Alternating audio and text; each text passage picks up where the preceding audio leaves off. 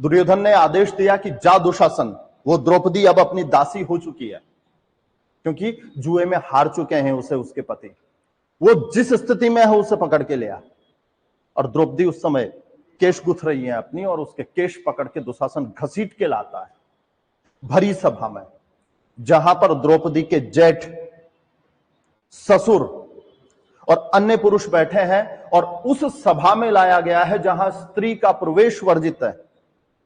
द्रौपदी बड़ी दयनीय दशा में है, अपने पतियों को देखती है कि उनके होते हुए मेरी ये दुर्दशा क्यों हो रही है। पतियों को देखकर कहती है कि पति मोह देखे 5, मेरे ये 5 पति है, पति मोह देखे 5, धरता पग धूजे धरा, और इतने कमजोर भी नहीं है, अगर धरती पर ढंग से पैर रख दे तो धरती, पति मोह देखे 5, धरता पग धूजे धरा, मगर आवे कुल न आंच, धर नक्सो पूछ रहे धरा। मगर ये सिर क्यों नहीं उठा रहे हैं, मेरी ओर नजरें उठाकर देख क्यों नहीं रहे हैं। धर नक्सु कुछ रहे धरा, नाखूनों से धरती को क्या कर रहे हैं, कुचल रहे हैं। मेरे पति मेरी इज्जत के लिए लड़ ही नहीं रहे, जबकि नियम तो ये कहता है कि लेता तिरिया लाज, पति बोदो आडो पड़े, ऐ नर बैठा आज सिंह स्याल हो सांवरा। जब स्त्री की इज्जत की बात आती है, लेता तिरिया लाज, कोई त्रिया की लाज ले रहा है, और पति बोदो, और पति कैसा हो, कमजोर हो तो भी आडो पड़े, तो भी वो अपनी पत्नी के आड़े आएगा, और ऐ नर बैठा आज सिंह स्याल हो सांवरा। ये जो कभी शेर हुआ करते थे, आज ये सियार होकर कैसे बैठे हैं। द्रौपदी की दुर्दशा पे कौरवों की स्त्रियां हंस रही है, और उन कौरवों की स्त्रियों की ओर देख कर कह रही है कि कैरव निलज्जी कैरव नार केउ भी मुड़ क्या करो, आतो कुटुंब उधार देना सो लेना दुरस। ये तो कुटुंब की क्या रही, उधार रही, आज ले रहे हो तो कल को देना भी पड़ेगा। कि बण्यो दुर्योधन बींद जानी दुशासन जैसा, ये दुर्योधन मेरा क्या बन के आया है, और जानी बराती दुशासन जैसा, नामी सगा नवीन, और ये नए नए संबंधी बन रहे हैं मेरे। तो द्रौपदी बुरी तरह से उन्हें फटकारती है।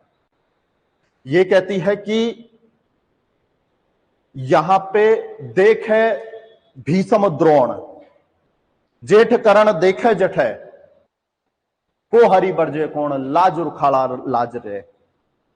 कि यहां पे भीषम, द्रोण और कर्ण जैसे लोग मेरी दुर्दशा को देख रहे हैं, और इनको रोकने वाला कोई नहीं है, तो को हरि बरजे कौन लाज रुखाड़ा लाज ले, लज्जा की रक्षा करने वाले ही लज्जा ले रहे हैं। तो फिर वो श्री कृष्ण की ओर देखती है और ये कहती है कि भाई आव मोह मन पड़ियो मोच, आव कया आयो नहीं, साड़ी रो नहीं सोच, सोच बिड़द रो सांवरा। मेरे मन में मोच आ रहा, संदेह आ रहा कि आव कया आयो नहीं, तू आया क्यों नहीं, और साड़ी रो नहीं सोच, मुझे मेरी साड़ी की परवाह नहीं है, सोच बिड़द रो सांवरा, उस तेरी कीर्ति का क्या होगा यदि तू इस समय नहीं आया तो।